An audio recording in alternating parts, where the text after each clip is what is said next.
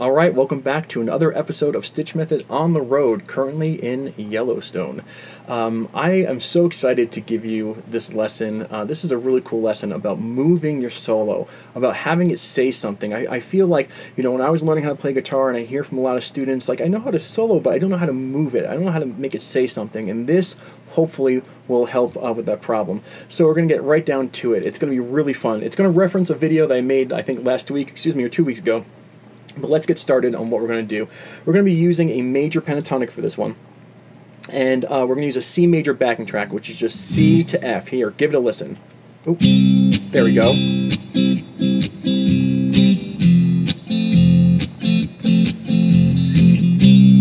Just like this.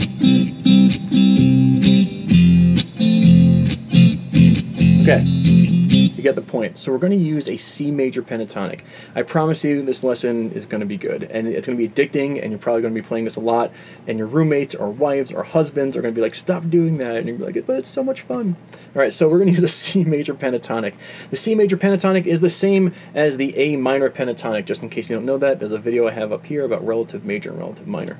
And here we go. So a C major pentatonic, even though you're going to think of the 5th fret, you're going to start with your pinky on the 8th fret. So it's 8, 5, 7, 5, 7, 5, 7, 5, 8, 5, 8. Yes, the 5 is a part of it. You can think of an A minor pentatonic, no problem, but this is your root note here. And so let's just give it a listen when I solo with the with the C major pentatonic. Here we go.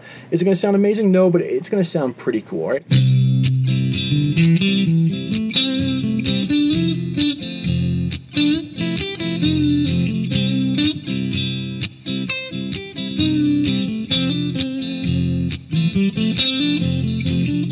Right, you get it. I mean, I can sit and just kind of like mess around with that, but let's make it move. Well, how do we make it move?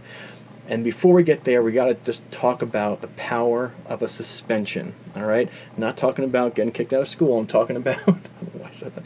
I'm talking about a suspended chord. If I play a C chord, an easy C chord, 10, 9, 8, just like this. This is a C chord. If I put my pinky down on that G string on the 10th fret, this is a C suspended.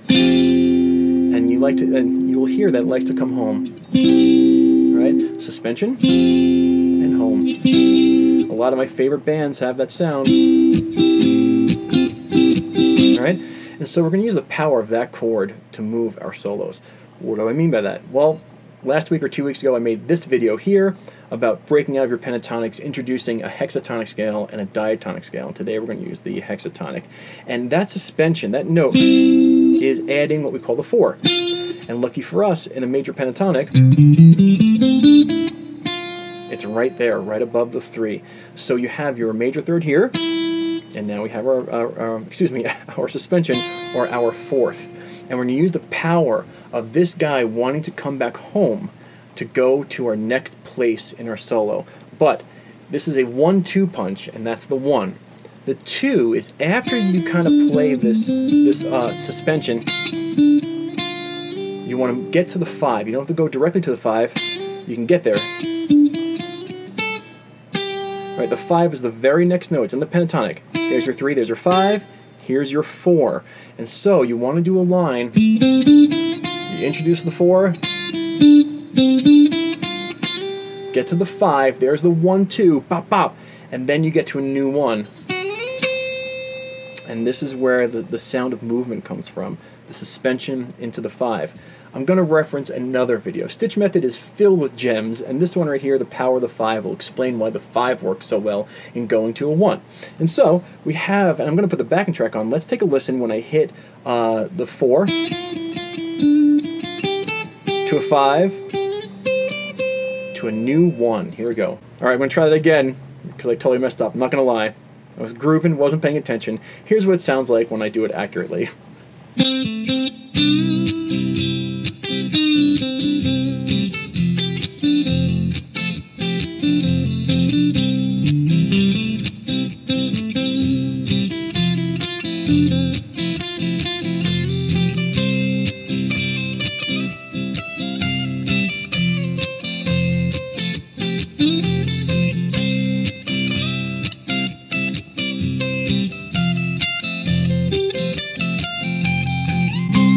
Now you're probably like, Ian, what the heck are you doing? You went right out of the pentatonic. Yeah, of course I did. I went to another pentatonic, and I'll show you that in a little bit.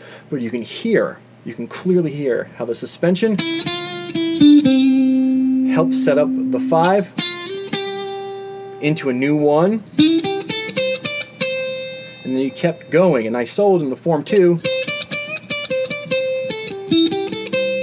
Then I jumped to a form 4. Now, if you don't know this stuff, it's okay. Stitch method is riddled with all pentatonic stuff, but here I'll show you is a C major pentatonic off the 12th fret. 12, 15, 12, 15, 12, 14, 12, 14, 13, 15, 12, 15. And I happen to know that this is my 1, this is my 2, this is my major 3rd, which means there's my suspension. And if you have a 3, you have a 4, then you have a 5. And all I did was just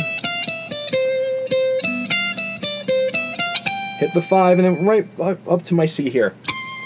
And so let's see if I can move my solo. This is a great sound. It is addictive. You can use it backwards. You can go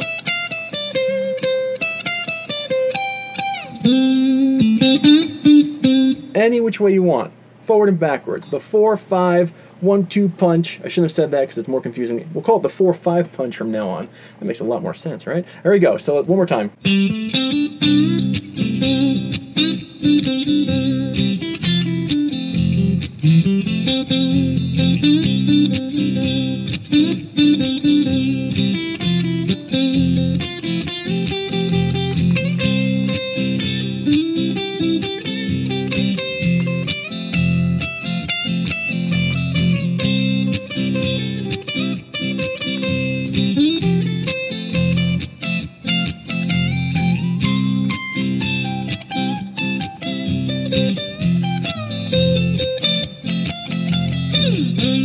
Alright, you get the idea. I've just got to find the looper. You get the idea. Very simple.